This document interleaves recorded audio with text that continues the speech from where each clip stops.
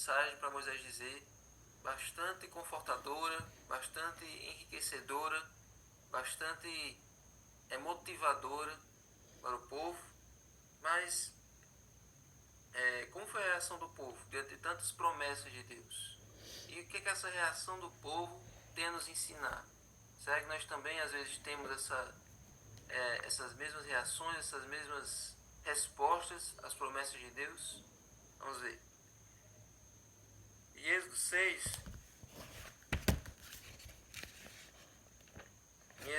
verso 9, diz o seguinte: desse modo, Moisés falou aos filhos de Israel, mas eles não deram ouvidos a Moisés por causa da angústia de espírito e da dura escravidão.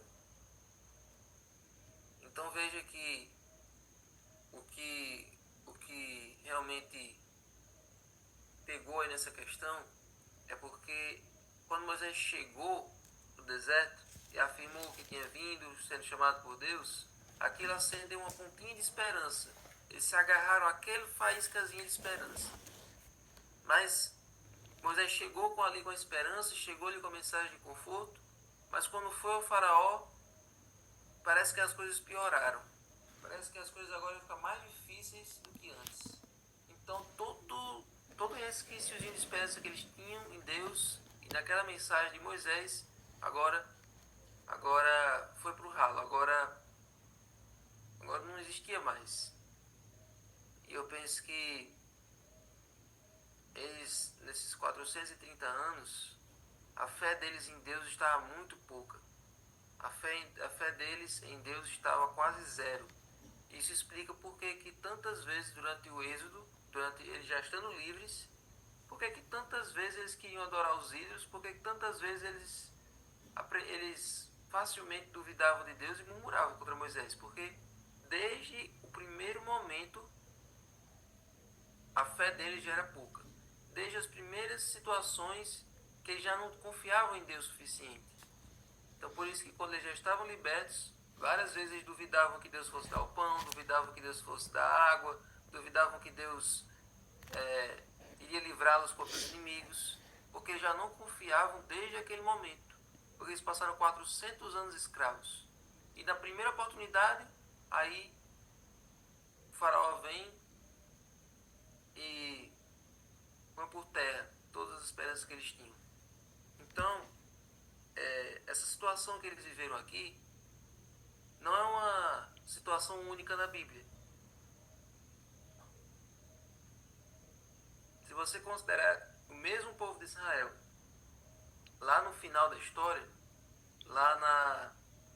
quando eles estavam entrando em Canaã, você vê que chegam os 12 espias falando da terra, falando dos frutos da terra.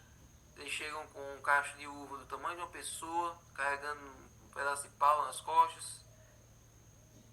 Aí Josué e Caleb animam todo mundo: bora galera, vamos que a gente vai conseguir, que se Deus se agradar de nós, a gente vai entrar, eles serão como pão diante de nós, a gente consegue derrubar tudo. 2 espias disseram isso. E os outros 10 disseram: não, a gente não consegue não. Eles são muito mais fortes, eles têm cidades muradas, eles são fortificados, eles têm exércitos preparados. Homem, desista disso. Lá a terra pode ser fértil, mas os caras lá são demais. Eles podem esmagar a gente como gafanhotos. E o povo todo foi na cabeça dos 10 espias. Aí você pensa: não, é porque a maioria falou negativo e só 2 falaram positivo. Aí o povo foi com a maioria. Não. Ele mais afirma que se fosse o contrário, se fossem 10 espias positivos e 2 espias negativos, se os outros 10 espias dissessem: bora, vamos, a gente consegue, e só 2 disseram: não, a gente não consegue, o povo todo teria ido na cabeça dos 2 espias negativos. Por isso, porque desde o começo, porque desde o primeiro contato de Moisés com aquele povo, ele já não tinha uma visão otimista, uma visão confiante, esperançosa em Deus. Quando acontecia um probleminha de nada, eles já se apegavam àquele problema e abandonavam toda a fé existente. E onde é que a gente mais vê isso? Onde é que a gente vê mais esse comportamento na Bíblia? Essa situação na Bíblia? Os próprios discípulos do caminho de Emaús, né? Os discípulos estavam ali em luto, frustrados, frustrados, decepcionados com a morte de Jesus. Todos os planos que eles tinham de que Jesus fosse um governante, de que eles fossem sentar à direita e à esquerda de Jesus, ali no trono de Israel, tudo aquilo ali que eles tinham pensado agora foi por água abaixo. O Messias estava morto.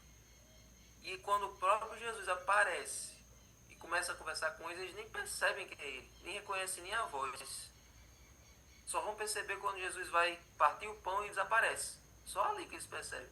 Mas durante toda aquela caminhada, todo aquele trajeto, ele sentia que tinha um negócio especial naquele cara, mas não sabia que ele era Jesus. Porque o coração estava tão tomado de tristeza, o coração estava tão tomado de desapontamento, de frustração, que não conseguiram perceber a presença de Jesus do lado deles. Olha que interessante. Então, desapontamento e frustração é uma coisa muito presente. Agora, pegando aí o caso dos pioneiros. Passaram tanto tempo pregando por volta de Jesus, chega na data e não acontece nada. Eles não olham para o céu e não acontece nada. Desapontamento, frustração, tristeza. Então, esse sentimento acompanha todos os filhos de Deus. E o próprio Jesus na cruz, Eli lama sabachthani. Você acha que Jesus não sabia o que ia acontecer depois que ele morresse?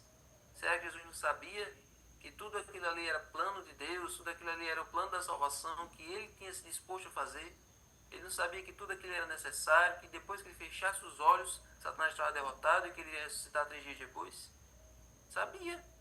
Só que naquele instante, pendurado na cruz, sofrendo aquelas dores inimagináveis, ele se sentiu sozinho, ele se sentiu... Tanto é que desde o Getsemane, ele já dizia: Pai, afaste de mim esse cálice se puder. Então, ele se sentiu sozinho e se sentiu abandonado ali na cruz. Os pioneiros se sentiram abandonados no desapontamento. Os discípulos se sentiram abandonados e frustrados na morte de Jesus. O povo de Israel se sentiu frustrado entrando em Canaã. E eles também se sentiam frustrados ali naquele primeiro instante, naquela primeira situação. Então, eu coloquei essas músicas aí no começo justamente porque elas refletem esse sentimento que às vezes a gente tem de não se sentir ouvido, de sentir que parece que a gente buscou mais a Deus e parece que as coisas pioraram. Porque às vezes acontece isso. Existe uma falsa teologia da libertação, da prosperidade. Se você servir a Deus, pronto, agora isso é sucesso. Agora vai dar tudo certo, não vai dar mais nada errado. Agora você vai ser próspero, vai ter... Seus problemas vão se acabar, seus inimigos vão ser todos derrotados, todas as vagas de emprego vão se abrir, todas as oportunidades de relacionamento, de casamento você vai conseguir. Então essa ideia de que tudo vai dar certo sem dar nada errado, sem ter problema nenhum, isso é errado, isso é do inimigo. Isso cria falsas expectativas. Isso faz com que você ache que servir a Deus é só bonança, é só coisa boa e não vai ter nenhuma prova de fé, você não vai ter que passar por nenhum obstáculo no caminho. Então, Deus nos convida a olhar de maneira realista. Vai ter problemas, vai ter dificuldades. Às vezes você decide aguardar o sábado, decide parar no sábado e obedecer aos mandamentos de Deus e não aparece a oportunidade de emprego assim de primeira. Não aparece uma oportunidade real assim da primeira vez. Você decide devolver o dízimo e oferta e sente um certo aperto financeiro no começo, porque é esse o mundo que nós vivemos. Mas a verdade é que isso é uma prova, isso é um obstáculo que você precisa passar para que Deus lhe recompense lá na frente, para que as janelas se abram lá na frente. Então, se você não consegue visualizar amanhã que vem depois da parte mais escura, da parte da meia-noite, você vive sempre na meia-noite e você naufraga no meio do processo. Então, lembre-se das palavras do guarda, aquela pregação que eu falo sobre o guarda. O guarda diz: olha, o dia vai chegar e também a noite. Ou seja, a noite vai passar, o dia vai chegar, mas vai vir outra noite depois. Tem o momento do dia, que é o momento das bênçãos, o momento da prosperidade, o momento da bonança, o momento das coisas boas, mas aí vem outros problemas. E depois desses problemas vem outros dias bons. E depois desses dias bons vem outros problemas. Aí vai assim. Até Jesus voltar, nós vamos viver num mundo assim. Acontece que a gente não vai passar por isso sozinho. passa por isso sozinho. Deus promete passar do nosso lado. Amém. E um outro exemplo que eu esqueci de falar foi o exemplo de Asaf. Quando a gente vai lá para o Salmo 73, o Salmo 73 ele é claro em mostrar o desabafo de uma pessoa que temia Deus e que se sentia sozinha, e se sentia desprezada por Deus.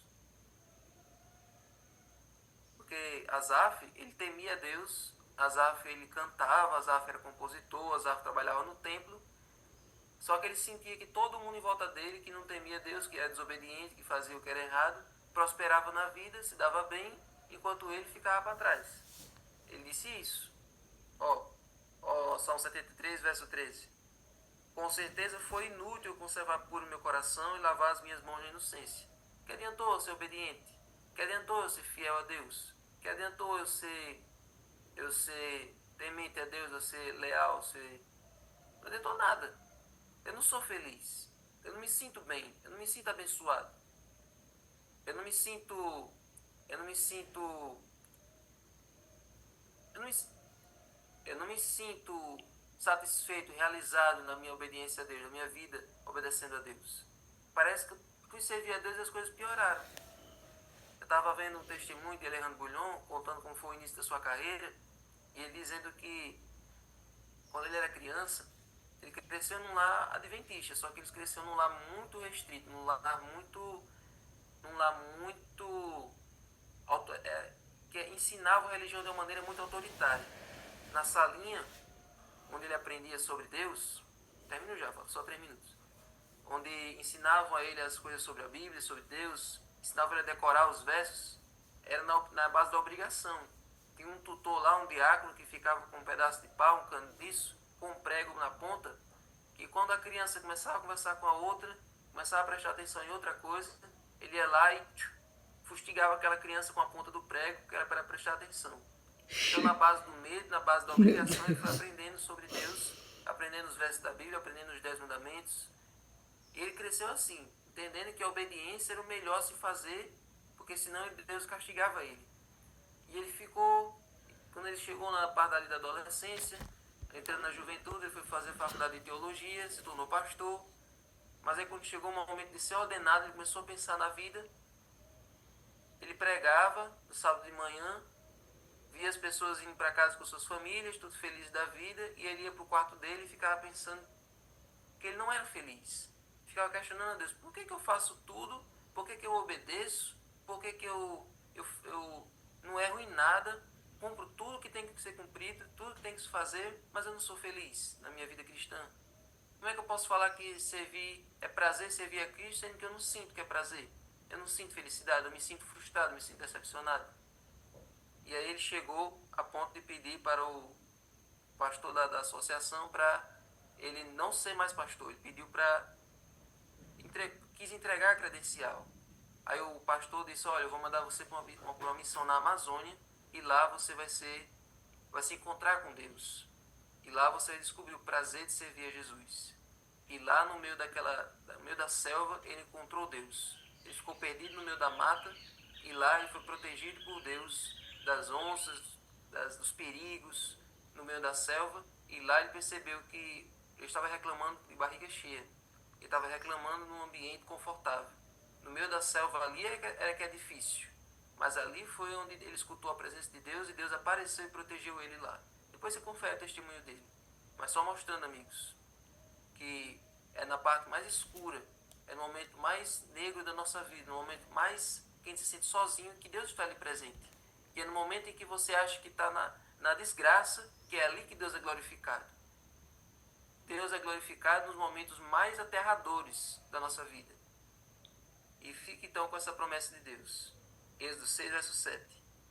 Eu os tomarei por meu povo e eu serei o seu Deus. E hoje ele diz para mim e para você, eu vou tomar você como meu filho e eu vou ser o seu Deus. Só isso é o suficiente para você descansar em paz, para você ficar feliz, porque o seu Deus não é qualquer um. O nosso Deus, não tem como explicar. Tendo ele do nosso lado, a gente pode ficar feliz, a gente pode sentir prazer servindo a ele. Qualquer frustração, qualquer coisa, ele ajuda a gente a superar. E o que Ele tem prometido para nós é fazer a gente esquecer tudo isso que quem está vivendo, o peso da glória vai sobrepujar qualquer dor, qualquer frustração, qualquer desapontamento. Os pioneiros continuaram buscando, continuaram estudando, e Deus recompensou eles com a esperança do santuário, com a esperança da vida eterna, e aí surge a igreja adventista. Vamos orar? Senhor Deus, agora, Senhor, vamos para o estudo do livro. Que essa mensagem, Senhor, que essas revelações de esperança da Tua Palavra, Senhor, nos ajudem a permanecer com foco no céu, com foco na vida eterna, com foco na volta de Jesus. Que a gente nunca desista, apesar das provas, apesar dos obstáculos. Que a nossa fé seja burilada, que a nossa fé seja desenvolvida, que a nossa fé seja aumentada no meio da provação, no meio da dificuldade. Amém. Fique com cada um aqui, Senhor. Ajuda-nos a te amar e te obedecer. Em nome de Jesus. Amém.